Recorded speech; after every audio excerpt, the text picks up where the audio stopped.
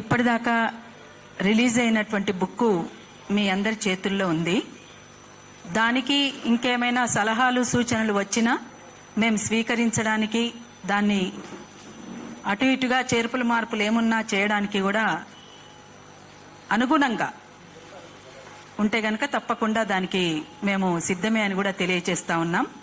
ఇంకొకటి అన్న, ఇందాక అదే సుప్రీంకోర్టు తీర్పును తక్షణం అమలు చేస్తూ రాష్ట్రంలో వర్గీకరణ ప్రక్రియను అమలు చేయమంటున్నాం.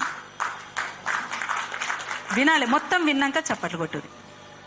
ఈడబ్ల్యూఎస్ రిజర్వేషన్ల కోసం, అంటే అగ్రకులాల పేదల కోసం వారి వెనుకబడ్డ వర్గాల 5% అయితే 10% రిజర్వేషన్లు ఇస్తూ 103వ రాజ్యాంగ సవరణ చేసి పార్లమెంటు ఆమోదం పొందిన బీజేపీ ఎందుకు దళితుల వర్గీకరణ సమస్యను సత్వరంగా పరిష్కరించలేకపోతున్నది? ఎంతకాలం అట్టడుగు కులాలైన మాలమాదిగలు తమ వర్గీకరణ సమస్యను పరిష్కరించుకొని కొత్త సమస్యలపై ముందుకు పోకుండా ఇక్కడే తన్నుకు చావాలనా అని పాలకులను ప్రశ్నిస్తున్నాం. అంటే ఇది స్పష్టంగా దీంట్లో మీ చేతిలో ఉన్న కరపత్రంలో కూడా ఉందన్నా, మీకు పంపినాము. అంటే దీనికి సంబంధించి వాళ్ళ పబ్బం గడుపుకోవడానికి వాళ్ళ ఇష్టానుసారంగా చట్టాలు చేయకుండానే అమలు చేస్తున్నటువంటివి కొన్ని ఉన్నాయి.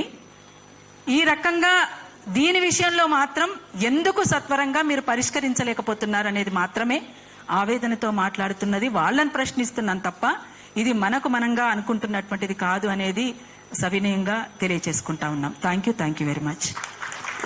అయితే ఇంకొకటి కూడా తమ్ముడు ఇందాక మాట్లాడిండ్రు. నిన్న కాచం సత్తన్న మేమందరం కలిసి మహబూబ్నగర్ పోయినాం అన్న. మహబూబ్నగర్ పోయినాం, పోతే అక్కడ ఆ మీటింగ్ అయిపోయింది. అందరూ మాట్లాడడానికి, అదే ఫోటోలు దిగడానికి వస్తున్నారు మన వాళ్లతోటి. దిగుతూ ఓ ఇద్దరు మిత్రులు మెడలో కండువా వేసుకొని చేతుల జెండా పట్టుకొని దన్మని వచ్చేసి ఫోటో దిగడానికి వచ్చినట్టుగా వచ్చిండ్రు. వచ్చి ఇంకా కెమెరా ఉందని చెప్పేసి, మీరు మాలోళ్ళ మీద మాట్లాడిన దానికి మేము వ్యతిరేకిస్తున్నాం, మీరు ఈ రకంగా చేస్తున్న దానికి బాధపడుతున్నాం, ఇక మాట్లాడనియండి, ఆపినా ఆగేటట్లేరు, మాట్లాడనియండి అని చెప్పేసి మాట్లాడిన తర్వాత, మేము 30 ఏళ్లుగా వర్గీకరణ కోసం పోరాడుతున్నాం. వర్గీకరణ న్యాయమైన డిమాండ్ అనేది మేము తెలియజేస్తా ఉన్నాం. దళితులు ఐక్యం కావాలని అంటూనే వర్గీకరణకు వ్యతిరేకం అంటే ఎట్లా ఐక్యమవుతారు మరి అని చెప్పేసి అంటే ఆ ప్రశ్నకు ఆయన దగ్గర సమాధానం లేదు. ఏదో కొంతమంది మాట్లాడుతూ ఉన్నారు.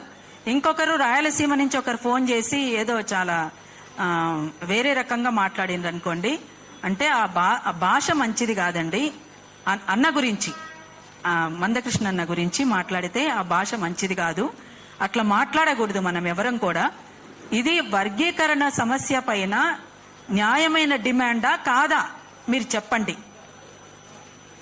అది వేరే ఎట్లయితుంది, ఇది వేరే ఎట్లయితుంది అని మా అభిప్రాయం మేము తెలియజేసినాం. ఏమన్నా కావాలంటే ఓపెన్ డిబేట్కి మీరు రండి, మనం మాట్లాడదాం. కానీ ఈ రకంగా మీరు ఫోన్లలో ఇబ్బందికరంగా మాట్లాడితే బాగుండదన్నా, ఇట్లా కరెక్ట్ కూడా కాదు, మీరు ఇట్లా మాట్లాడితే ఎట్లా అని చెప్పేసి వాళ్ళతోటి మాట్లాడడం జరిగింది. ఇట్లాంటివి వస్తూ ఉన్నాయి, ఫోన్ కాల్స్, ఫోన్లలో మాట్లాడడము చేయడము. ఇవైతే ఇందాక తమ్ముడు చెప్పింది అయితే చాలా ఎక్స్ట్రీమ్. అందుకనే వాళ్ళ విజ్ఞతకే వదిలేస్తున్నాం.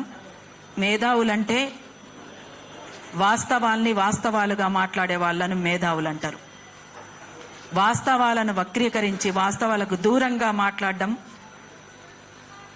ఒక వర్గాన్ని చాలా ఇబ్బందికరంగా మాట్లాడడం, అందరి పక్షాన నిలబడి మాట్లాడుతున్న వాళ్లను, పాడుతున్నటువంటి వాళ్లను, కొట్లాడుతున్నటువంటి వాళ్లను దుర్భాషలు ఆడడం అనేటువంటిది అది విజ్ఞత అనిపించుకోదు. దయచేసి అర్థం చేసుకోవాల్సిందిగా కోరుతా ఉన్నాం. Thank you.